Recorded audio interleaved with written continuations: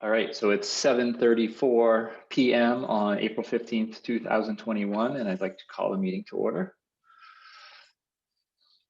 Second. Perfect. So first we'll do quick roll call. Steve Roeder. Here. Stone liaison here. Oh, Margaret Nardowitz, Town Administrator, I'm here.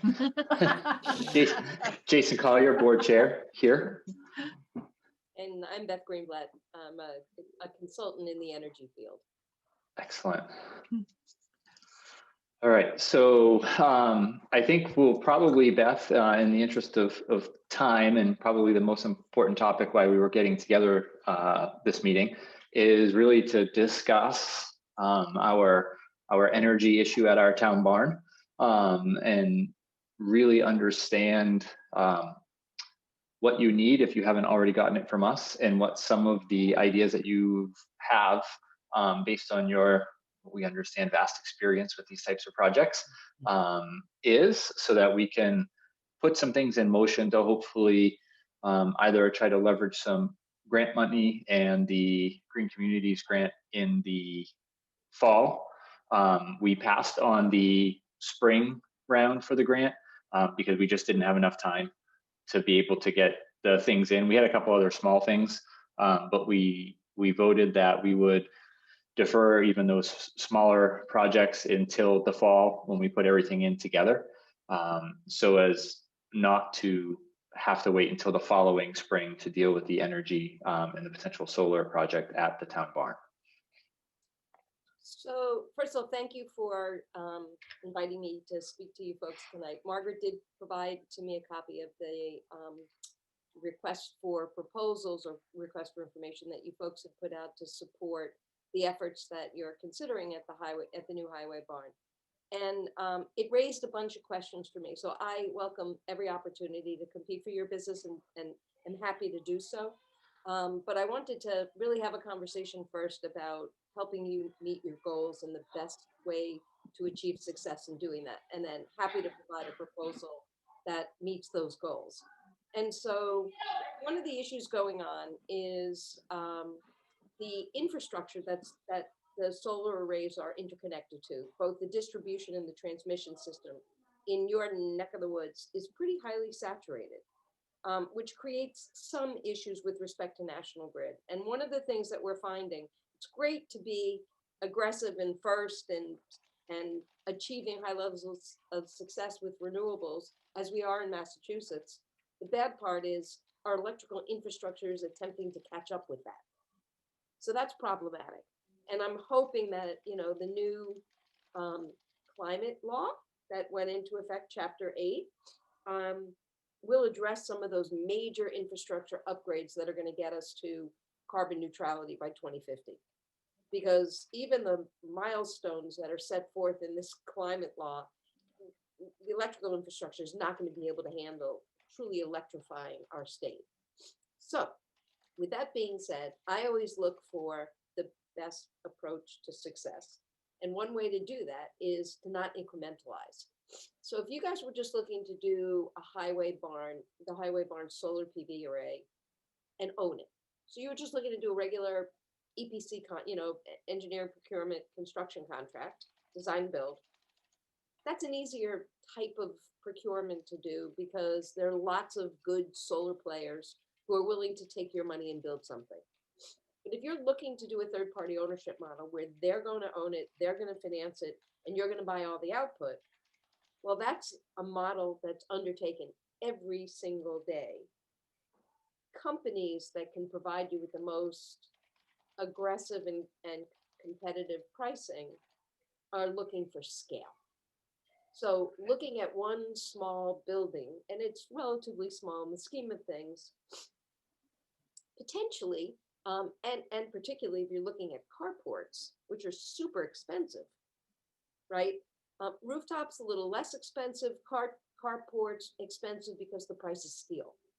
So you always want to try to get some scale in your mix. So of course, Margaret called me with a very simple request, and I then put a whole bunch of things on her plate and said, okay, Margaret, are there other properties? If you're gonna go out to bid and you're gonna undertake a process, load it up. You don't have to do them all. But make sure you look at all of the properties you have so that you can attract a firm who's gonna give you an advantageous solution, particularly given the interconnection cost behind National Grid. So What are we Margaret, dealing with, Beth? What are we dealing with interconnection costs at the moment? So for the highway barn, which is pretty close to three-phase, it's right off the road. What are you looking at for interconnection costs? So As a Margaret, it's not just, is there three-phase near the facility? So I'll give you a good example. In your old town, your former town, the town of Rutland, near where the water treatment plant is, there was three-phase right there. We actually ended up, the developer actually put that project on pause because right now, the best information we have, the interconnection cost for that site alone is like $8 million. Yeah, it's astronomical. So here's what happened.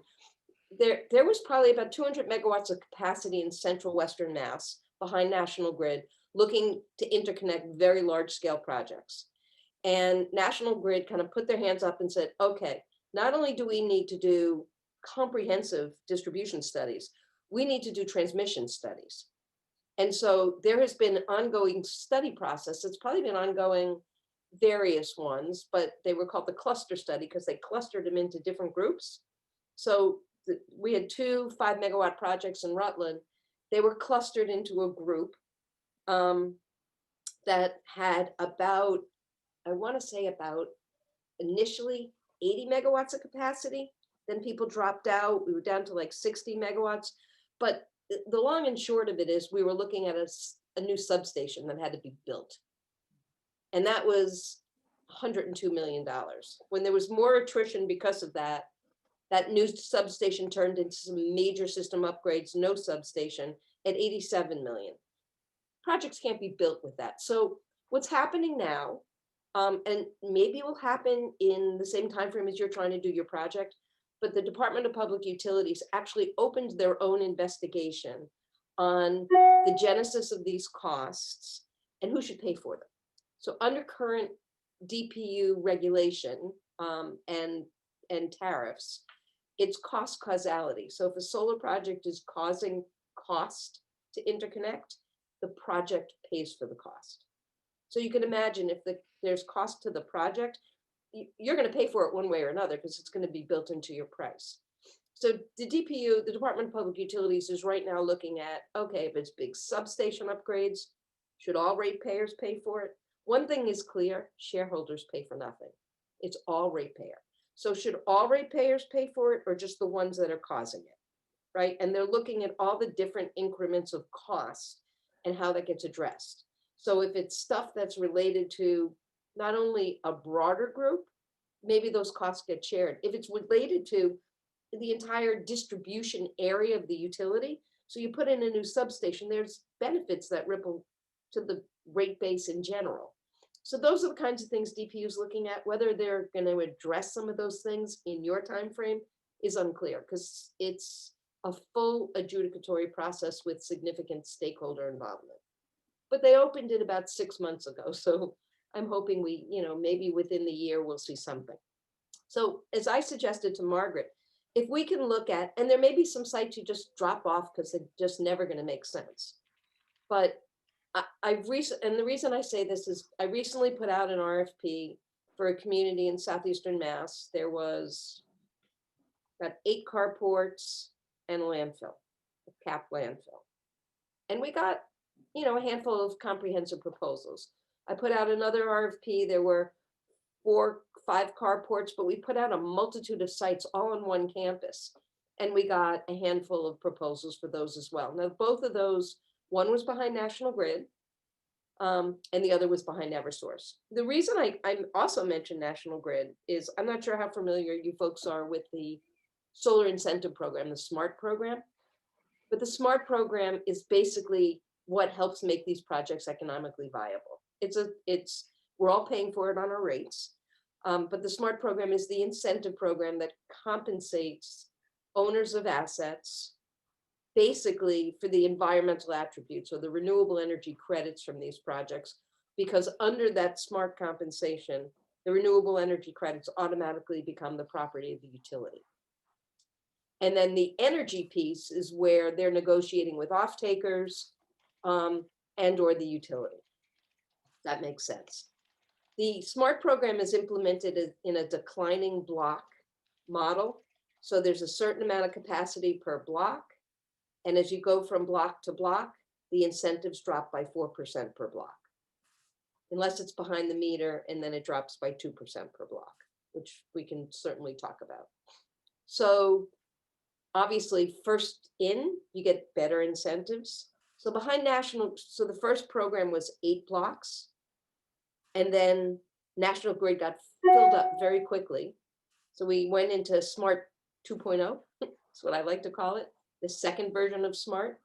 And they added another 8 blocks behind each of the utilities. So National Grid is in block 9 right now. Eversource is in East, not West, not Western Mass. Eastern Mass is in block 5. So as I mentioned, it's a declining block program. So you can imagine National Grid is in the 9th block. So if it started at X, it has seen 8 declines at 4%. So whatever your starting number is has really eroded. So now you have less incentives, high interconnection costs, and you really want to look to optimize and not incrementalize. So that's my advice. There is a few other ways we can approach some things, which I want to talk to you about. And again, if that's something, I'm happy to address that in a proposal also. The first that I looked at with Margaret, she was thinking, we were thinking out loud and about where you might have other opportunities. So the landfill is a good opportunity for 2 reasons. 1, it's cleared land. 2, you really can't use it for much else. It's a cost center. You're monitoring it. Turn it into a revenue, money making. You know, I like to call it trash to cash, but and it also provides more incentives, right? Because under the SMART program, the state, DOER in crafting it, highlighted certain types of installation they wanted to see more of and encourage. So because it's public entity property, more money. Because it's a landfill, more money. So the more of those kinds of incentives you can stack, the better the offer is to you guys. The elementary school roof, potentially, depending on its age, and carport structures on the parking lot. Again, carports are expensive. You can offset some of that cost, so you get more volume at a lower cost with the roof, less incentives, but more volume. That sort of helps blend the overall average cost when you're dealing with carports and rooftops. Then, of course, the highway barn. There is some land behind the highway barn that I was looking at that's clear. Yes. Whose is that and what is that? It's a big crescent-shaped cleared area. What is that? The one behind the barn property, so not the probably acre or so that's on the barn property that's cleared. You mean behind it? So That's a good question. can I here? Yeah, Sure. Beth, there Yep. it is. Can you guys see this? Mhm. Yep. Oh, I see what you're talking about. Yeah, can you see my cursor circling this? So here's Yep. here's the barn property right here. Right? Yep. And here's this big, huge, it looks like multiple parcels, but here's this big, huge cleared area. And you know, I was trying to do some, I mean, there may be some wet over here, Margaret, I think I saw when I was on GIS. Well, I was under the impression that there was a lot of wet back there, but I could be wrong. And Beth, that the site that so the highway barn property actually contains almost 9 acres. That doesn't look like 9 acres, that 1 square. Margaret, is there a pit back there that kind of hugs the reservoir that's on Linden as well? Because when you drive, so if you're driving down like into Clinton and you pass the town barn on your left and you go down the hill, as soon as you start to Yep. come up, there's like a gate there and it's all sand pits. And actually it comes out behind me on Lyman. So is So that where- town property? Is that this right here? Can you guys see this? Yeah, we can see that. Or I is- just, it's to the left. There, that So gate that's is on why. that main road. I know exactly what you're talking about, Yeah, where that gate is.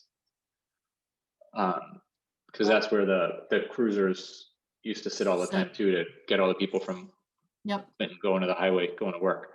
Uh-huh. So it would be interesting to me. I mean, when you look at this, That's south facing, right? What does it look like? yeah, north is up here, south is Yeah. up here. Hmm.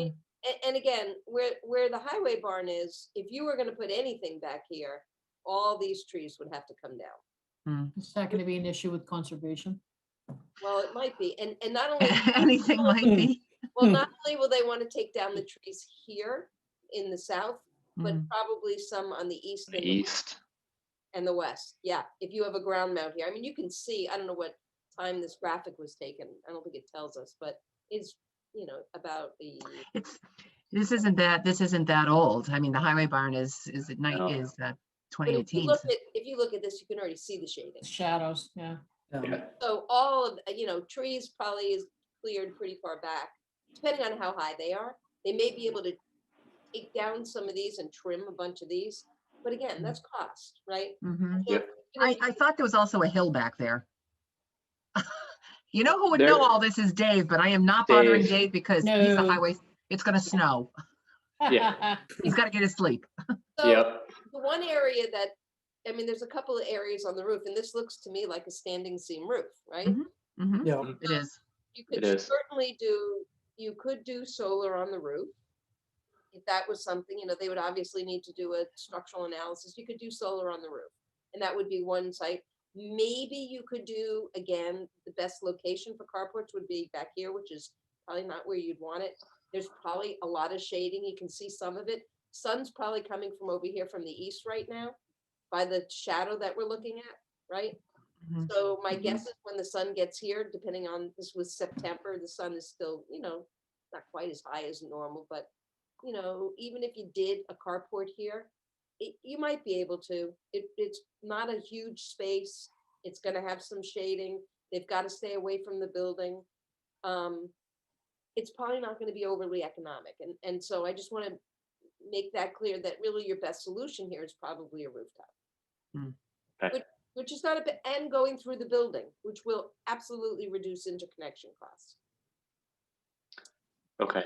So that's the first thing. The second, so again, don't incrementalize. Think about the different parcels. And Margaret and I looked at the landfill. We looked at the elementary school. Town offices and public Yeah, safety we too. looked at town Yeah. offices and public safety. There's some possibility. Again, I would put it in and let to the extent you're going out to bid, try to, again, if you give scale, you'll get people's attention. If you put a landfill in there, for sure, you're going to get people's attention. There's no Okay. question about that. Now, What about the old landfill? Is that an opportunity as well? where's that located? Do you know? That's on the other side of town. It's actually out by me off of Gates Pond. And What's the name of the street? Gates Pond Road, I think is right, Peg, is that's where the old landfill is, right where Marlboro Road meets Gates Pond. Correct. Let's see. Look at that as we buzz through town. I know. I know, That's so I cool. Yeah. isn't it? So It is to your right a little bit, that big opening, I think, Over there. right there. some trees might have to come down, but so there's two things I would say. See this little mess right here? Mhm. What's that? That's not supposed to be there. So it's about how long has this been capped? A long That's a time. A Yeah. long, long time. Probably not monitored, so DEP probably doesn't even see this, but those would come out. They'd have to come out because, and you'd want them to come out for a solar array because you're not supposed to have woody vegetation on a capped landfill. And Uh-huh. this screams of woody vegetation. But you know what? And you can sort of get a sense without me zooming in. It needs to go.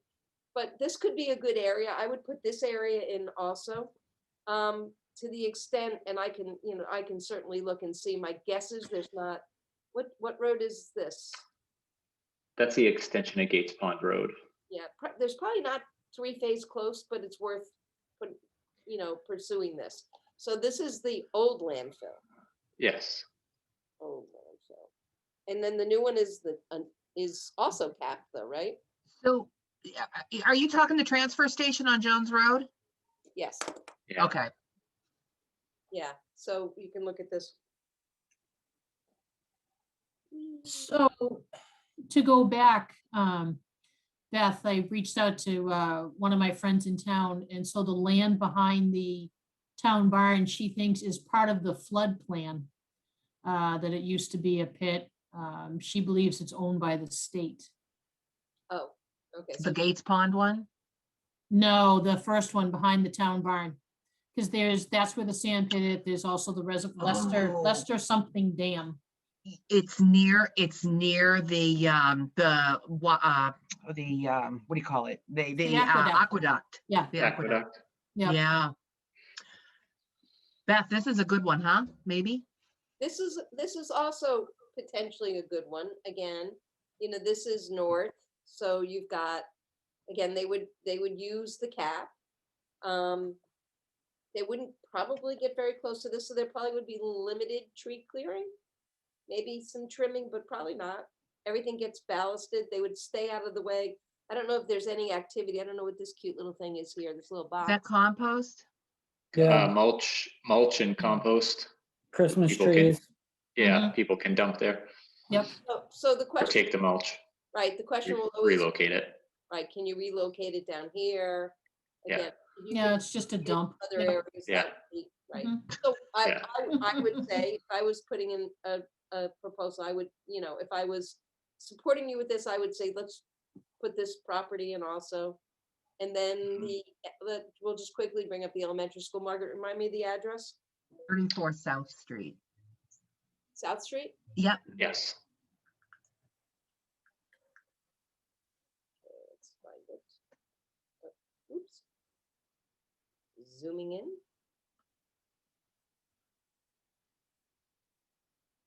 Okay, since I didn't put in a number, do you guys see it? Yep. Oh, wait a sec. Where am I? No, you're in my neighborhood right now. Dude, Steve, where's Steven, your house? Really, Stephen, go run outside. We'll wave. yeah, no, actually, I'm the White House, like right here where Bailey and South meet. So like right in the center of your screen right now, Yeah. Yeah. on the other That's side of Steve. the road. Nope, the So next you- across the Really? street. Oh, Beth, you have to, North. I think you have to go north. Yeah, I go north. Yeah, Yep. you have to Yeah. go north and a little more. Follow There that we road. There you go. go. Right there. There we go. So we Yeah. can't, Beth, we can't touch what's on the south side of the driveway here. That's the South Commons, that's recreation and the open space, but What I was thinking is the roofs. They Hmm. they look pretty new. I don't know how new they are. Does anybody know? I don't. So we would mean- want to try to figure out the age again. The tricky thing with rooftops are you don't want your roofs to be more than 10 years old, because Those are usually probably they're more. 30-year roofs and you need Yeah. about 20 years of life. Putting a solar on it will extend the life of the roof because it's protecting it. But The school's about 20 years old, right? Yeah. yeah. Yep. So I have a Uh, feeling, yeah. So And it's what- like it's a 3 tab shingle too. So, I mean, depending on when it was done. So Stephen and Jason, what about farther back, where you go to pick up sand? Yep. Behind the ball field, is there behind the like, ball fields. yeah. So come. Oh, that's it. Yeah, So right there's- there in the corner. Yeah, or here, Move your mouse to the east a little. The little buildings that you see underneath the N4222, right there. here, Yeah, yeah, 'cause- that's those trees would have.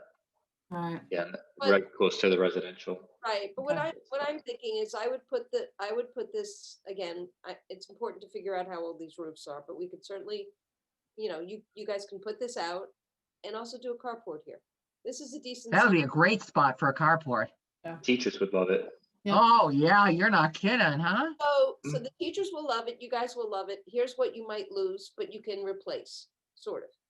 You might lose these, some of them, some of the decorative trees, which can be Yeah. replaced with lower vegetation. Yep. Mhm. As long as they're not, I don't know, are these trees or are these like trees, They're small trees. They're trees. trees. They're Yeah. trees. Yeah. Yeah. Look like lovely trees, but if you want to try to get some scale, because of the way, So, because of the way you have parking here, there's two ways to approach a carport. Either one big behemoth that kind of goes like that and covers the whole parking lot like a roof. Or they can't put anything down the drive aisle. So they would do either the corner post, or they can do where they put the posts in here and it covers this, then the drive aisle is open. And then they put posts here and they Oh, cover this yeah. side. That's not a super efficient solution. It's much more efficient doing a bigger array here. I mean, one of the one of the things that I'm thinking of is that, this is part of the drop off and pick up traffic flow plan. Parents. Which is So- here, right? Well, It it wraps comes around. through. Yeah, It goes through the parking lot and it wraps around the building. So you have, So you come around the east side through where the carport would be. The cars come through there and And then then come south. south down the right in Like- front of the school. Like this, right? Other way. no, the other way. So Oh. come through the parking Yeah. lot and then turn. And then go turn out. and Yep. then So here's, because they're coming off of this street. They're Is that right? coming Uh, around from the coming- yeah. west. They're coming There. from here, coming in and going, and either going like that, or they're going like through the. They're parking going the lot. like second that. one. Yep. Yeah. So Yep. the carport's tall enough. The lowest side of a carport is generally, it can accommodate a school bus. I mean, it's the Yeah. 13 Okay. and a half And feet. that's what Yeah. you need. And that would be what it would have to be. I mean, that's what you would say, is that, school buses go through the parking lot, so it has to have the height. That's usually not a big I- deal. The school buses actually don't go through Yeah. there. They Oh. come around the turnabout right before it. Yep, Yeah. and there, and that's where they drop Yeah. off the kids. Yep. Yeah, there's only three of Yeah. them, so So the this other is- location is the parent pickup and drop off. regular traffic. Right. Yeah. So this is where I would say a carport might make some sense. Okay. Okay. And so I would encourage you to think of all the possible locations. Then it would make sense to go out to bid, because you will get attention of different firms. Okay. There is an alternative. And there is a program in the Commonwealth that is enabled under state law, where a private, not-for-profit, went out to bid for other private or public not-for-profits, and engaged a solar firm to provide solar services under the program to the public. In that case, you're basically negotiating a deal with one entity. So you're taking whatever price is offered and trying to negotiate your best. You're not getting competitive pricing. With that said, that program has, indicated that it has established some parameters around allowable markups and overheads and profits. And I think if you have a portfolio that you can put out to bid, it may be worth it. If you're looking to just do the highway barn, I would do the sole sourcing. Either one of them are allowed under public procurement, but if you're only going to focus on one parcel, which is not only in a bad way, it may be an efficient way, right? Then I would probably look to sole source it. You may not get the overall best economics, but you get solar and decent economics. I think in the beginning, Beth, it was, when the town barn went up, they call it the Taj Mahal of town barns. And that's where the solar was supposed to go. And then the solar never went there. And I know that when I became a selectman and I started looking at the electric bills just from the town barn, I was Yeah. truly like fit to be tied. You're looking at a couple years ago, it was probably $60,000, $30,000 to $60,000 over a period of like 6 months, because it's cement floors. So as soon as you open the door to let the trucks in or out, whoosh goes the And heat. the ceilings were Yep. much higher than Yep. were And then- intended to be. Yep. So I think initially that was probably everyone's focus of, hey, this is what it was supposed to be, so let's do something. But I mean, these are great options to tap the dump and maybe the school and spots behind the town offices. Well, and just, Margaret sent me, for a different reason, Margaret sent me your annual kilowatt Yep. hour usage. Consumption. Yep. And the town barn uses about half of the town office building. on an annual basis. It's pretty significant. So the good thing is, and part of that reason is probably in terms of cost, is because it's on a G2 rate. So you're on a small commercial demand-based rate. And my guess is, the way their operations are, for some reason, I would venture to guess that the demand charges are high. So here's the cool thing about going behind the meter. Even though there's no guarantee, you'll save on your demand charges. What happens is the solar array is generating, it's backfeeding your meter and spinning it backwards. So if the sun is out and it's generating kilowatt hours and it's sending it into the building, it's going to automatically reduce your demand charges. Automatically reduce your demand. Your demand charge is based on the highest 15-minute period in the entire month. You can have an entire month of sunny days, but for one 15-minute period where it's a huge cloud. And that sets the demand charge for the entire month. So, but to the extent you have solar backfeeding, and I can tell you Margaret, I'm sure has told you that she and I go way back from other parts of her career. But one of She's giving away my age. not that far back, Margaret. No. There was a large-scale solar project that I worked on with her, reasonably sized. It wasn't huge. It was behind the school, backfeeding the meter of the school. And every month for the town, I helped them evaluate the economic benefits. And even though there's no guarantee on demand savings, their demand in the building every month has been down from historical periods before solar. So even though there's no way to guarantee reduction in demand charges, that's one of the things that the utilities are pushing hard on. They're making it more expensive for you to use electricity when they have higher demand on their system, right? So backfeeding that meter, offsetting that load, even if you don't end up net metering or sending anything out to the grid, will help with your costs and sort of managing a couple of things, not only the usage, but also your overall cost of electricity, which particularly at that building. What are the requirements and guidelines that say whether or not we can go before or after the meter? It's some of it is electrical infrastructure. So it depends on the transformer on the site. It depends on the switch gear, if there's any limitations. Some of that may need to be upgraded as part of the installation, and that becomes part of the cost structure. But under a third-party model, the developer will absorb those costs as part of the overall project. So you would say in general, and this is all excellent information. Really appreciate your thoroughness and your clear understanding of all the twists and turns that are the rules, laws, regulations, grants, and side hacks to solar. That kind of a third party is one of the better options versus kind of a scope, build, and buy yourself. We might have a better opportunity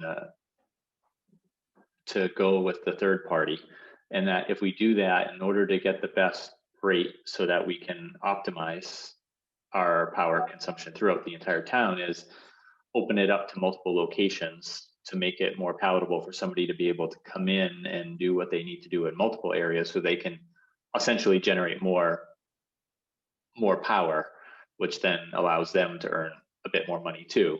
But as long as we can offset in other areas throughout the town, not just the town barn, then maybe that's a smarter option for us overall. So let me just respond to the ownership model. So here's why it's a balance, right? Under a third-party ownership model, the third-party private entity is able to take advantage of federal investment tax credits and accelerated depreciation, which the town as a tax-exempt entity cannot. And it's right now 26%. So it's 26% of the construction cost, which is significant. Yeah. These are highly structured deals. I'd like to say that the solar firms, the people who believe in what they do, are driving the bus on these. It's not, it's the investors, because they're really highly structured finance deals. You have tax equity players, you have debt equity folks, you have all kinds of folks in the mix, and they change hands. Every one of these projects are formed under a special purpose LLC, treated like a utility asset, regardless. It makes sense for the town to own and and quote, operate the asset if the town really has an appetite to act as an operator. Now, these systems don't really require much, but under a third-party model, if an inverter goes down or a transformer blows or something happens, it's a pay for performance contract. They don't perform, you don't pay. If it happens on your nickel, even if it's covered under warranty, you're getting no benefit, and yet you still have debt service. So as I said to Margaret, depending on, even if you could get 250 kW off of the roof of the bus barn, which, bus barn, the highway barn, which I don't know, I don't think you're gonna be able to get that much capacity, but so even if you got half of that, you're probably looking at, if it's 3 million a megawatt,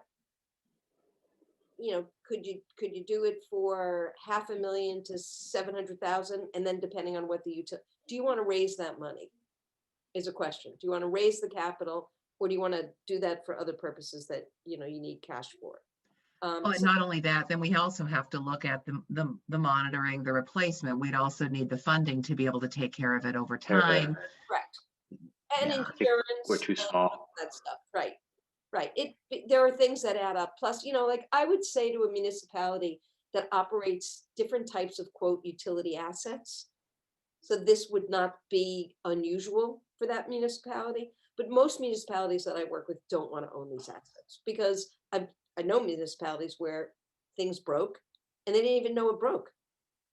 Mm. They didn't know, because they're connected to the grid. It's not like they stopped getting electricity. Their bills went up and they weren't sure why. And then they realized what was going on. And then they've got to bring back whoever the installer was or get the manufacturer to honor the warranty, just stuff that you probably don't have a lot of bandwidth to want to manage. So that's really the question of, does it make more sense? And I do third party versus customer ownership analysis for my clients all the time. And it really depends. The difficulty is it depends on what the deal is, would determine what makes the most sense, right? If somebody's offering you a really unattractive rate, then it makes your ownership model sound more, viable. So those are some of the things, for your consideration. The other thing I wanted to mention is also under the SMART program, the incentives sort of increase or ratchet up as projects get smaller. The theory being when there are economies of scale, right? So oftentimes, and it's a little baffling to think of it this way, if you have enough room on your roof, as an example, for 250 kW, I'm sorry, let's say it's 300 kW, and you're like, great, let's maximize the space. Anyone who comes in to offer you a deal, and if you were to do your own, you would downsize it to 250 kW. Because under 250 kW, you get a boost of incentives. Again, there are size blocks that if you're in that block, you get more money, which makes the projects economically beneficial. So you do that trade-off all the time. It is what it is. Okay. So I think that, again, if that's something that you guys are interested, one of the things I said to Margaret is I'm happy to, in a proposal, offer you sort of a full scope, get you out to bid, get you through the process, help you get through, select a vendor, or even go to the sort of sole source model and get some pricing on a site. If that's something that you want, or, a site or two or three, they're pretty busy right now and not as responsive as I'd like them to be. But, again, when they think they have scale, the one thing I will say is when you get to landfills and you have two of them, they're probably the riskiest assets you have in the town, right? Because they're capped, they're closed, and they're under, the newer one may be under environmental monitoring with DEP. And you have a permit that you have to live by the obligations of those permits. If something happens contractually, they'll be responsible to fix it. But it's still your landfill, your permit, and a headache to make sure it's done right. And so when I support my clients with any kind of landfill solutions, I'm always looking for the team and their expertise on landfills. Anyone who submits a proposal can build a solar array. Have they ever done it on a landfill? Have they gone through, in order to build on a landfill, you have to go through a whole permitting process with DEP. And DEP then imposes conditions in what's called a post-closure use permit. The post-closure use permit is usually a permit that's sort of co-applied for by the developer that you've chosen and the town, because the town is the permit holder, right? And the process, DEP is very thorough in their process. It will be a perfectly safe installation. There'll be a third-party engineer overseeing it. At the end of the day, you want to make sure you've got the right team. So it's right assets, right team, right strategy, what makes sense. You can impose and understand the conflicts it may create, but some constraints like, yeah, you could take down those, those trees or trim those trees, but you can't trim those. I just went through that with a municipality who said, yeah, you can't take down all those trees. We understand we're going to lose solar, but not coming down. Well, Beth, that's what I was going to ask. What's your experience working with conservation commissions in town? So most Concoms have been pretty reasonable depending on what it is you're asking. So I'm working on a huge landfill project in the town of Mattapoisett, and there's some natural habitat issues that we're dealing with. But we found a stump dump, which is just amazing. In fact, at your old landfill, there could be some stump dump you don't even know exists, because they used to just, cut the trees and everything else and just bury. But we, in dealing, in this case, in dealing with DEP and in dealing with natural heritage, the comment is, well, yeah, we think it's great that you want to put solar on that, but in order to do that, you're going to take down trees, and those trees, we're going to sort of view that as a taking, and you got to replace it. So that may be fine. And again, it's good information, and you make a determination whether or not there's other areas of a parcel that you can put in as a conservation restriction. So Concoms are usually reasonable if you do your proper due diligence, right? You flag for the wetlands. If you need to encroach on the buffer, as long as it's not creating any impact. Some Concoms will look at some things that there's been invasive growth in areas they would prefer it's not there, so they're thrilled to pieces to get it out of there. They may not let you put solar panels there, but they may allow a little closer to the buffer to allow for some of that old invasive growth to go away, because it's harming the wetland areas. Margaret, do you think there's any room up by Highland Commons? Because I'm thinking by Solomon Pond. No, that's pretty close, because then you just buzz into Marlboro. But is there any I'm just thinking land? about the top of the hill, BJ's, but that's private. I mean, Yeah. it's private property, so I don't know how that would come into play. I don't know if there's anything we have other than the Gates Pond landfill in that area. Yeah. I don't know. But What type of and how, I just don't know enough about our conservation committee, or what are we up against there, right? Is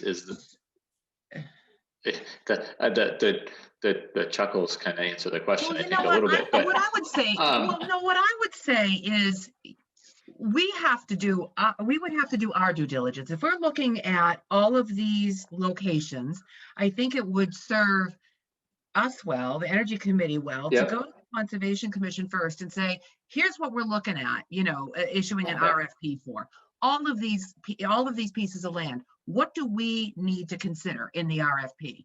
And what does a potential developer, solar developer, need to consider? What are we going to have to do? It's probably better that we just be proactive about that. what has been the results or the feedback so far? So I know that there's an array on River Road, right? Because I drive by it almost every day. And then there's another one going in up off of Randall, right? Yeah. So how have those gone? How have people, or whether it's Conservation Committee or anybody else, felt about how those projects have gone? They've had a few run-ins with conservation, I can tell, the Randall Road one. The Randall one, right? Yep, they had a few violations. Yeah. Yeah, they had a couple of stop work orders because they had in heavy rain events, they were seeing some runoff. So they had a couple of Okay. run-ins there during construction, but in the end, there's, they got the okay. So, they just had to make corrections as they went.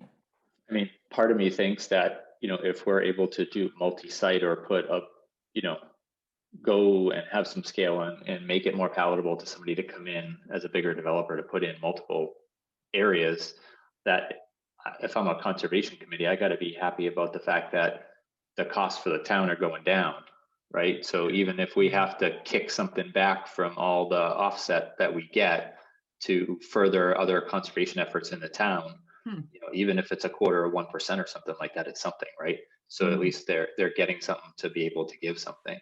I mean, usually developers need to, not only are they, unless it is known and there's no reason to believe there's any wetlands in the area.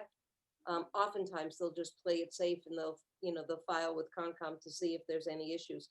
If there's any wet areas or issues of stormwater runoff that's happened in the past, they probably would have to also pull a stormwater permit. So those are some of the things. Obviously, they'll have to go to planning board, all of those kinds of things, and Mass DEP for the the environmental sites. Like, do we know if there's any other large parcels of land that like the conservation committee or the town is looking to buy back from private owners? Yes, Mm-hmm. Tolman. Okay. Mhm. It So would require significant cleanup, and I don't know how that site is situated, but the Tolman property is one. That was a farm. That was a small farm. Is that the one behind the apple orchard with the Yes. with the Yeah. greenhouses Walnut on it? oh, the greenhouse. Okay, Yep. So bottom of a hill, right? I don't know if it's a shovel-ready site because it's got a lot of cleanup Yeah. first, but A lot. What kind of cleanup are we talking? Is it brown buildings, old greenhouses, a couple of old dilapidated residences, just We could show you if you want to pull it up. We can show you the area. So the description for it online Here, I'll under show like you. for being for sale for real estate makes it sound like there might actually be like you might have to have like soil remediation. Yeah, we're going through, we're about to, Central Mass is about to do a engineering, phase 2 brownfield study there on that particular site. So that's interesting, and I can share a piece of information. But this is the one you were talking about on River Road. Yeah. Yes. You can see how far away they've pulled back for the trees. You can see where the shading is here a little bit. My guess Yep. is going to be trimming over time, but they pulled back pretty far from, on the south side. Yeah. of the trees. There must be some reason they're not here. Not sure why, but That actually goes a lot deeper than I thought it did. Wow. Yeah, you can't see all of that from the road. Yeah. No, not at All all. hidden. Mhm. so Yep. show me what's the address of that the Tolman property? I want to say it's Walnut Street. Walnut Street. What is it, 169? And Oh, I we'll got find right it. here. Yeah, It's 65. 65. A lot of lovely farming. It's a 1.87 acre lot. Do we know what street it's near? It's Uh, you're actually right near it. It's Yeah. Yeah. so see like if you Go south with your mouse a little bit. yeah, No, oh, sorry. Other Just way. your cursor.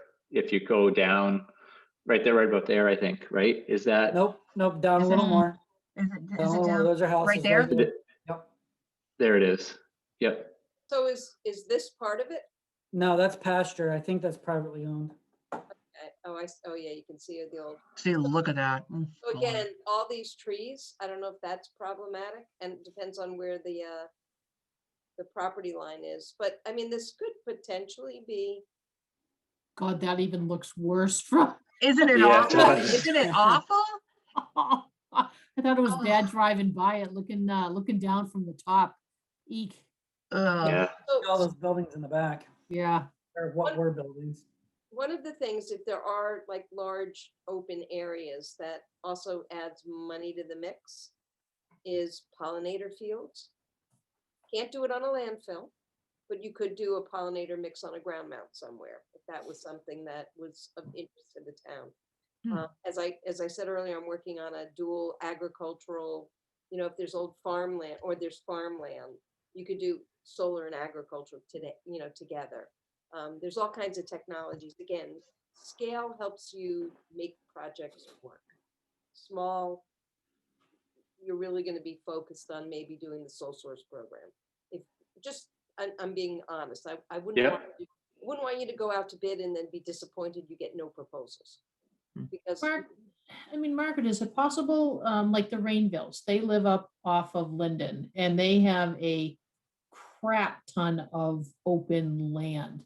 Is it possible to maybe, think out of the box, enter into some sort of agreement, with them? To put stuff on their land? I'm just trying to think of like the big landowners in town. So let's look at POTUS then. Then let's look at the Randall Road site. So ZPE came in and leased however many acres it is from POTUS.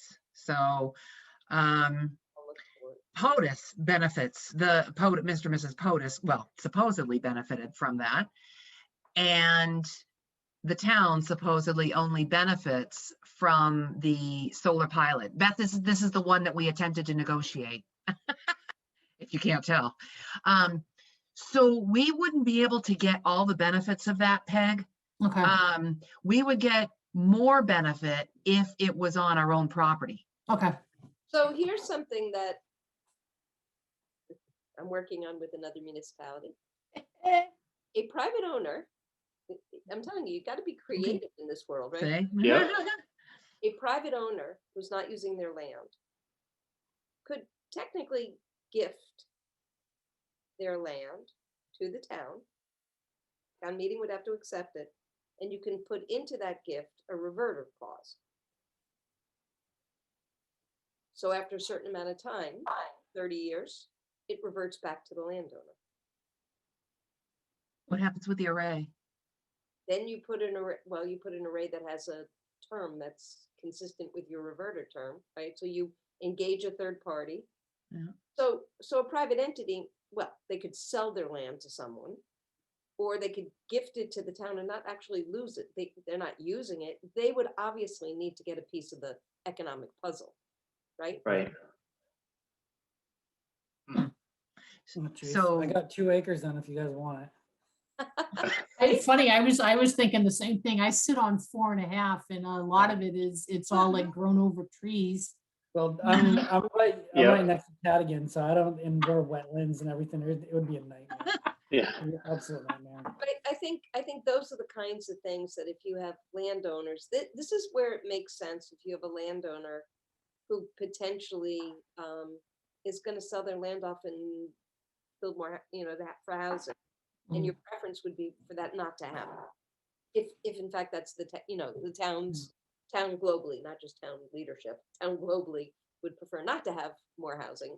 That I don't know, but it's a strategy to kind of keep the land out of, because you think about it, solar's not permanent. First of all, it could go away tomorrow, right? You can put a whole solar array. It costs a lot of money to make it go away, but you could pick it up and move it as opposed to the house is permanent. So that's a really interesting, because there's the River Road, the array, the big fields that are out in River Road. Right next to it, there's plus or minus 49 acres for sale. So somebody owns that, right? And that must be all the rest of the area around there. Is it the farm that's right before it? Do they own? But by the old golf range? No, before that. But Not that's near- that's another one, by the way. The golf range is for sale. It is. I Yeah, looked it it is. up last night. Do you know how much they want for that? It's 25 acres of land and then there's 2 houses that they want 1.75 million. And much of it is on conservation restriction. Correct. Yeah. I don't know. Are you talking near Spooky World? Yeah. Oh, Okay. yeah. Okay. Yeah. I don't know. What about there's a big, this might be conservation land too. It's along the Assabet and it's right next to the new development down at the end of South Street near the Rotary. There's a Yeah. huge open Field. there.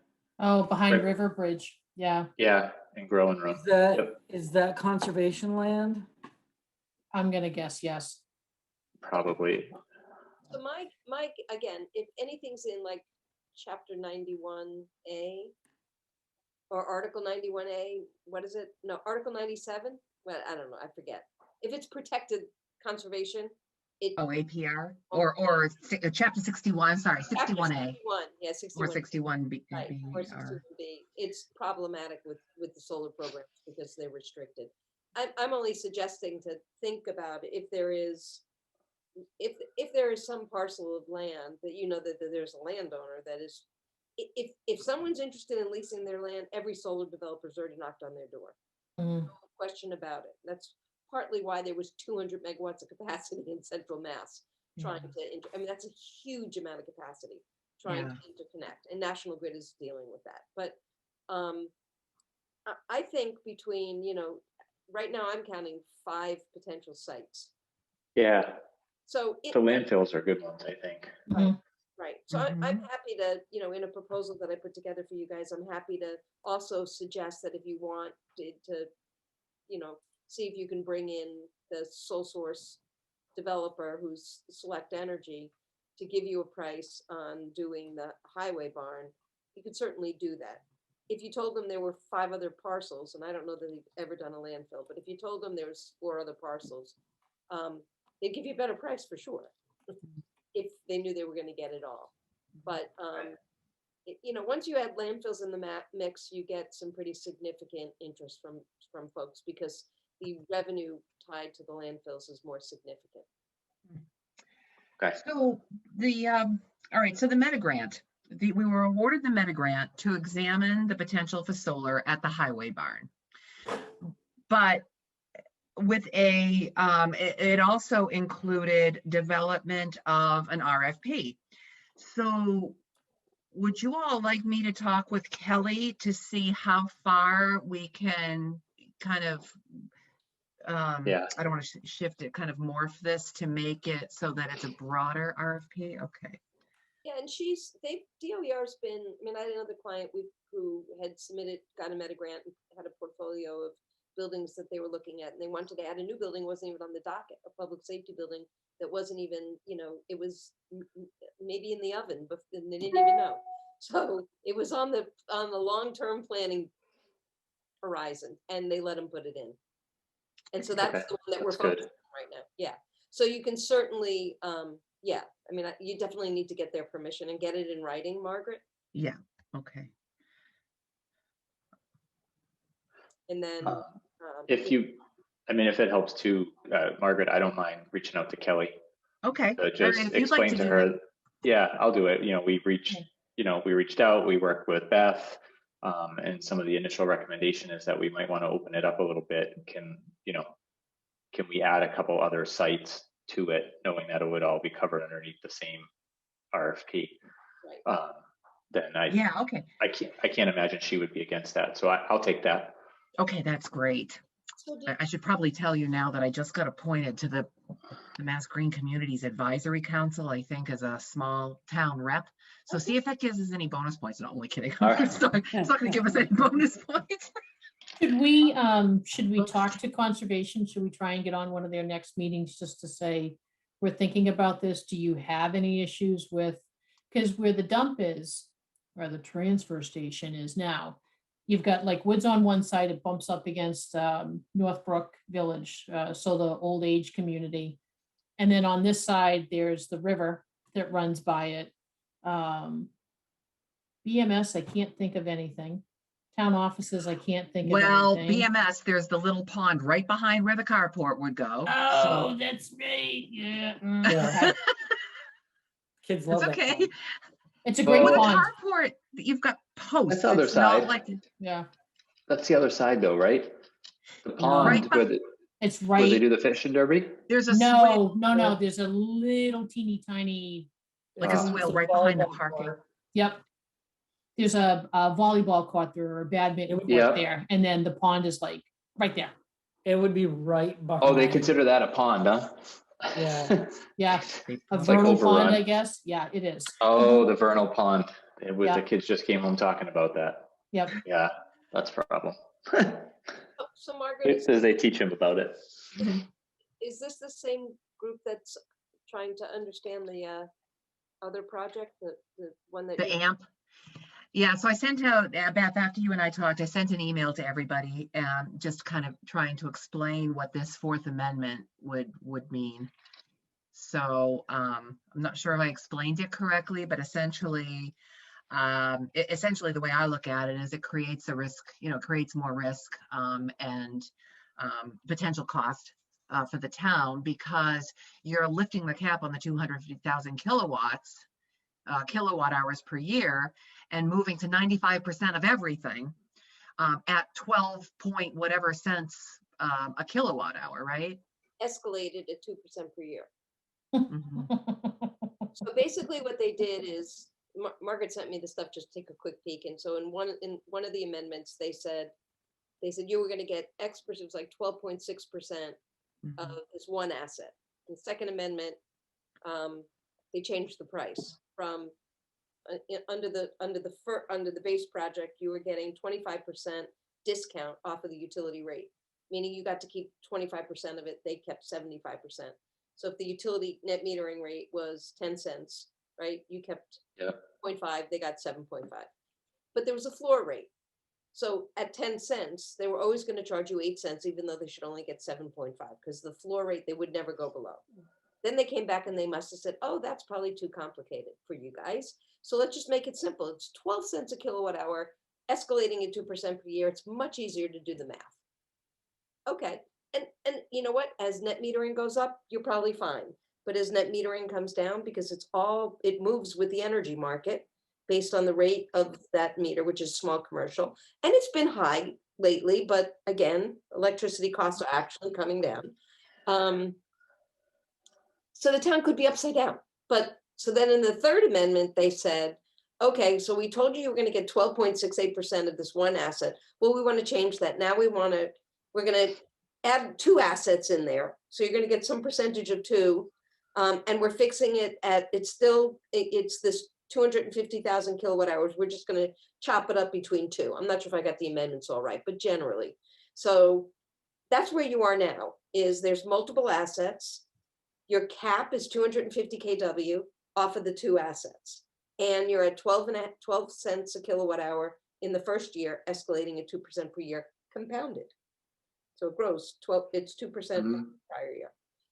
This fourth amendment, they said, well, you have probably more capacity. So we're going to look at and try to balance for you, which is not easy. We're gonna sell you enough kilowatt hours to offset 95% of your annual cost. So that goes, and so the data that you guys sent to me, there was only 1 year of full data, which was 2020, Mhm. FY 2020, which ended in June of 20, which means it had some COVID impact. But you were at Mhm. about, right? There was a little bit of COVID in there, maybe, Yeah, couple March, months. yeah. Yeah. So your consumption was probably lower, particularly at the school. Was the school in Yeah. here? It should be. Yep. Well, the Although I school's think not on our accounts though. The school is with the Yeah, district. it's Yeah. district, right? Right, Yeah. the school's not in here. So the two big users are town hall and the barn, Yep. Yeah, Um, town offices, yeah. right? And so, but you were at a little over 400,000 kilowatt hours. You're contracted for 250. If you actually sign that deal, they're basically increasing what you're going to take by like 50, like over 50%. Hmm. So, Wow. the question is that the right thing to do? If it was an awesome deal, then yeah, maybe. But the other thing is, if you do that and you want to build all these solar projects, you have no capacity for any of the solar. Because you're done. You can consume more, but as Margaret and I have talked in the past, think about net metering as like a cell phone bill. You pay a certain amount, right, for capacity. If you don't use it, it rolls forward, but you're still paying for it. So if you keep letting stuff roll forward, your national grid bills will be zero. They'll actually be negative. So if you have negative numbers on your National Grid bill, you're paying somebody for it, but Yeah. you're not getting that benefit because it's just a negative number sitting on a bill. A 0 is fine. Once you start going Right. negative, Mm. it's actually costing you money. So you limit yourself, you're entering into a deal with a project. I mean, if they want to renegotiate and sell you more, then they should be giving you a better price. Yes. They should renegotiate the fixed price for the PPA. That's what I would say to him. But even so, is that going to affect this, we were just talking about, if we put in all this solar, it's still going to affect that, right? Right. If you were to do solar behind the highway barn, I would do it behind the meter, so it will negate Okay. hopefully a good chunk of that consumption and probably spin some credits. Town hall might be the same if they can get a project at town hall. Elementary school could be, depending on how big it is, it Which could, is not going to affect our account. it'll affect theirs, right? Theirs. Schools. And the only thing about the elementary, I'll just give you one other little important tidbit. When you size a project that's going behind, when you size any project over a 0.5 megawatt, two things are required.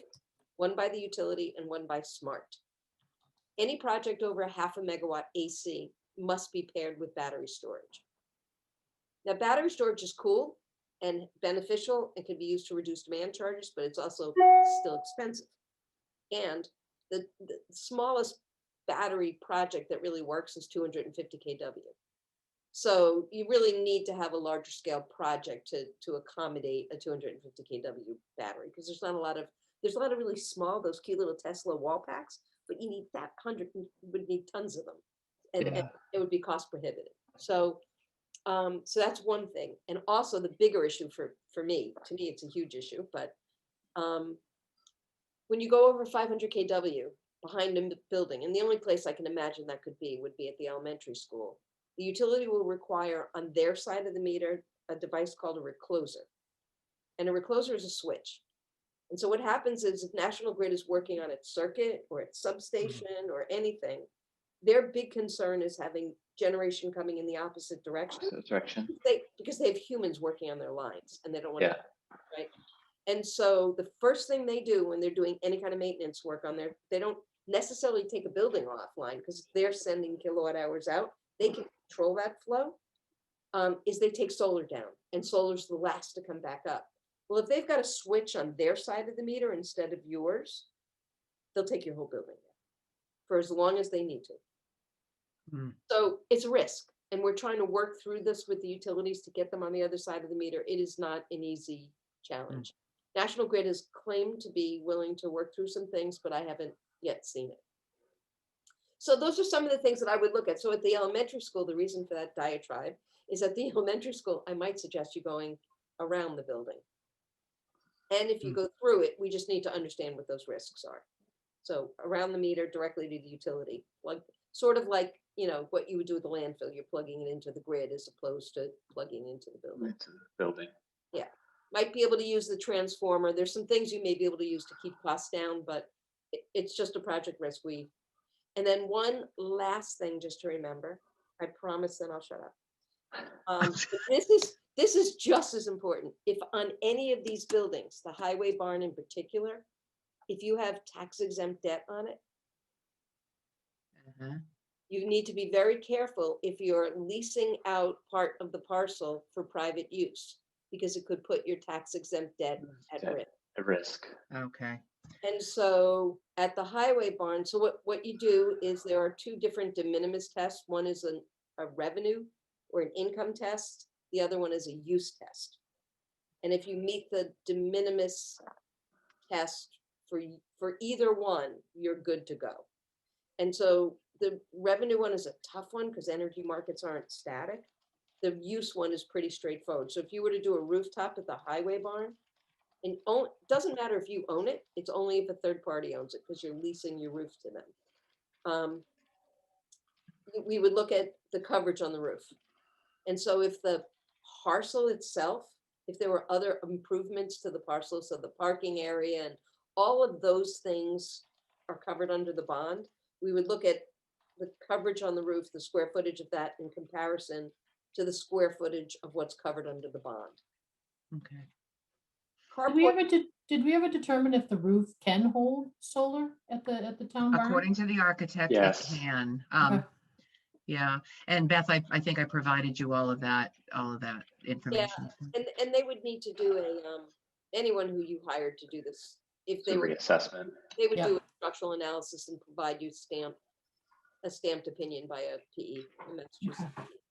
Okay. But think about, again, when we think about the sites, you think about the use of the sites. Carports are a little different according to, and again, this is not me being really smart, it's me listening hard to bond counsel, right? Who gives us the guidance on this one. And even Mhm. though I generally know the answer, I still recommend my clients get a written opinion by bond counsel. Because the worst thing that would happen is not that the IRS would cancel your debt. The IRS would just say it's no longer exempt from tax. Exempt. Tax exempt. Your debt is now taxable, Yep. which impacts a lot. So, We can, I can talk to Dennis about that and see if we can reach out to bond counsel with that question. is bond And counsel, that would actually only apply to the highway barn at this point. so bond counsel is Lock Lord for you guys? I believe it is, yes. So either Dave Manley or Todd, yikes, I'll remember his name and I'll tell you, Margaret, but both of them Okay, do this every day. I mean, we work with them every day on that. okay. Carports are a little different though, just so you know, because what they look at is where the footings go in the ground. Because the carport itself doesn't stop you from using your parcel. It's like an air right of sort. So it's where the footings go in the high. ground and the carport is above. So that's the area that you build in to determine the de minimis issue. So Okay. that's it. Boy, Oh, food I for know. thought. Yeah, plenty. Glad we're going with the fall grant cycle.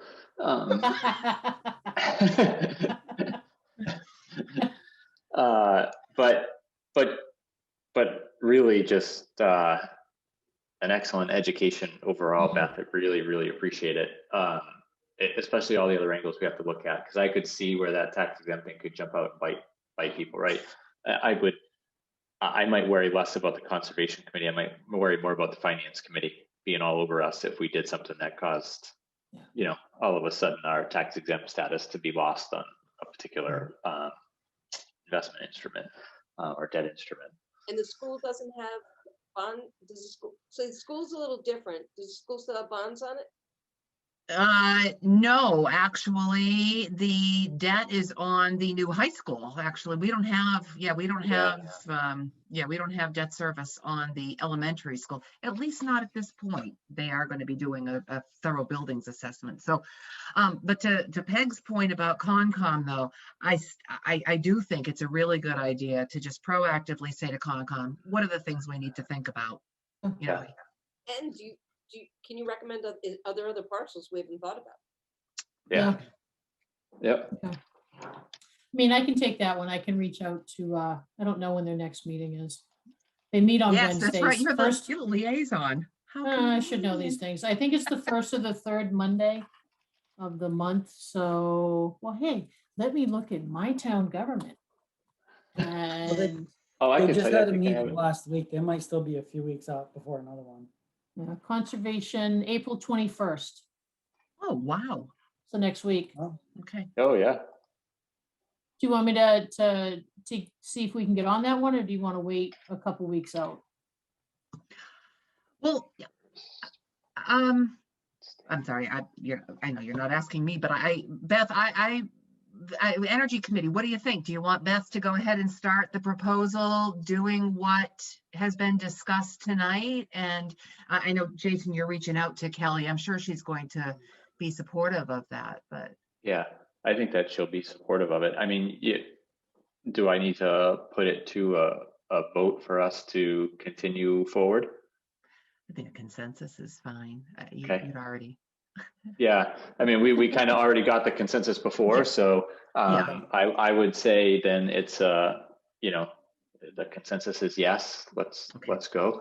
I have full faith and trust in both the references that told us about the various resources that were out there for us to leverage, and you've certainly explained in thorough detail how much you know about this space. And I've got part of my master's is in sustainability, actually. And this has gone well beyond any of the exercises I had to go through at Clark for that education. So I'm thoroughly impressed with your level of detail and understanding of the small details that could cause other areas of the town to go sideways or get in our way or create barriers.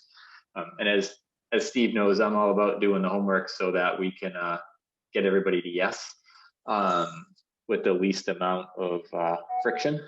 And if we have to get creative and offering some type of, ensuring that we have some type of incentive that if we can put in multiple solar arrays, it might allow us to utilize a percentage of whatever is kicked back to buy back more land for the town to do recreational activities on or something like that. If that's what it takes for us to be able to do this without any friction, it would probably be seen as a pretty good win.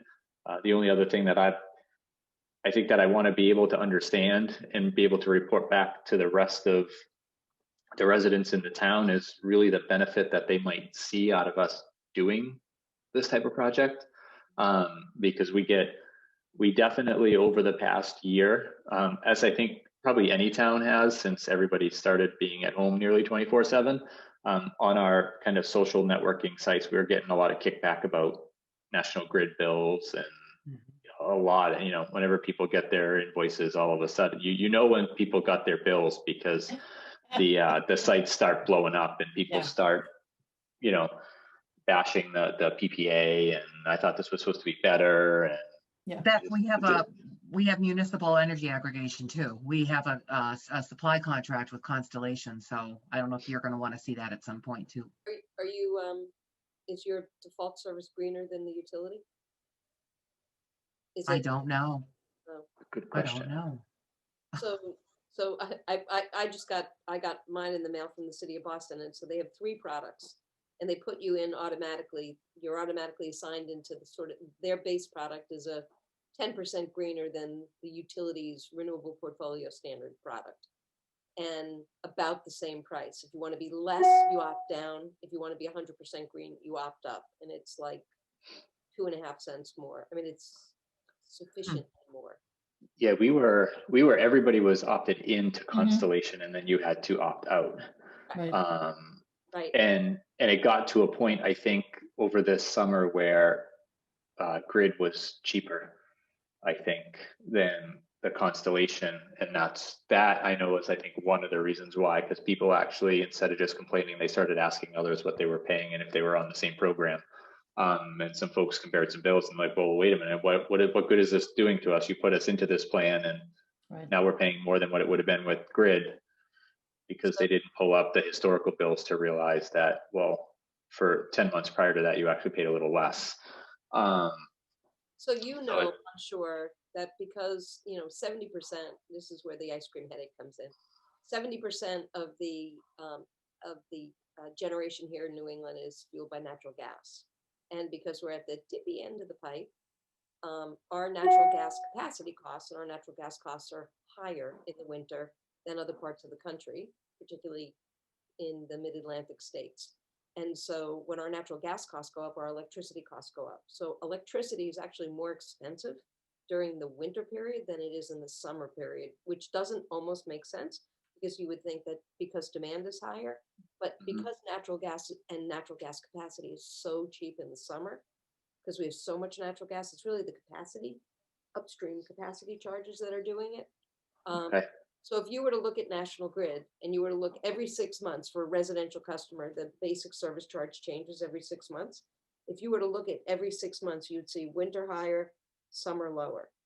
When you go out for an aggregation, they're doing the same thing as if you went out to buy competitively, and they're looking at a 12-month period potentially, right? And they're projecting what that use is going to be, and then they're just doing a weighted average of more expensive months with less, and you're getting a weighted average price for the whole year. So if they're looking in the summer at their rates, if they're using air conditioning, and they're looking in the summer at their rate compared to National Grid's, their rate's going to be higher than National Grid. But in the time, it's going to be a lot lower, but their usage may be lower.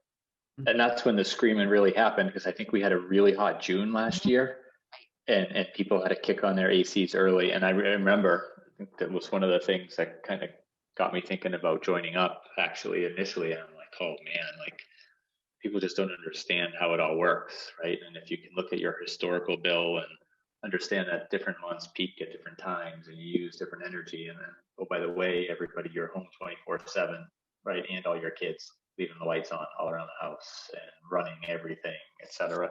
That it makes a difference when you're not out of the house for 8 hours a day.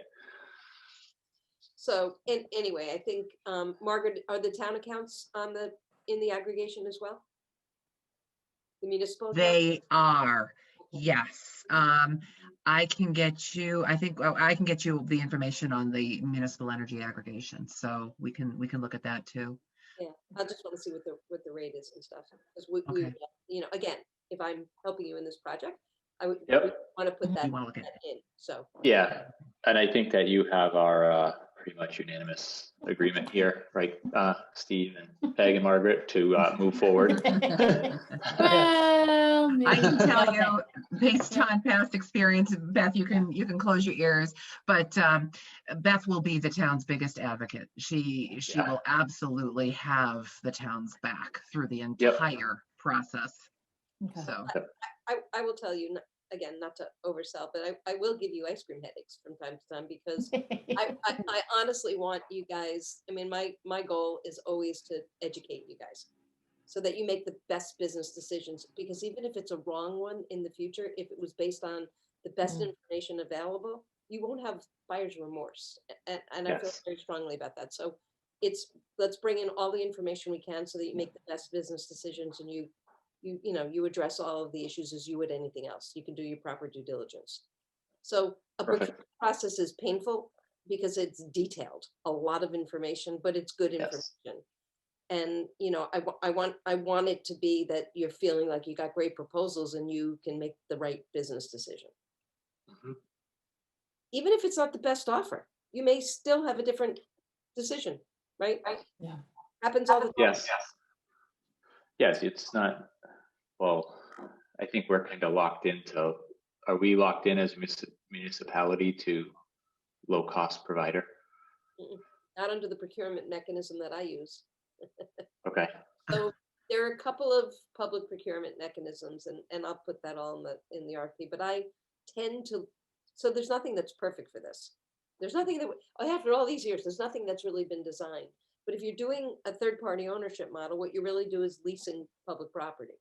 The consequence of that is you may be buying kilowatt hours too, and you're definitely entering into some kind of agreement for taxation, depending on a couple of things. But the new climate law has created some exemptions for that. But at the end of the day, you're leasing property. So we use what we've historically okay, used on landfills, on buildings, on carports. It's basically a lease of land with a companion power purchase agreement. And it's a very straightforward, and you get to, there's very, other than, I'm sure you've done disposition of real estate, Margaret, right? The same thing that we did, in Rutland. It's just a much more straightforward, you can customize it however you want.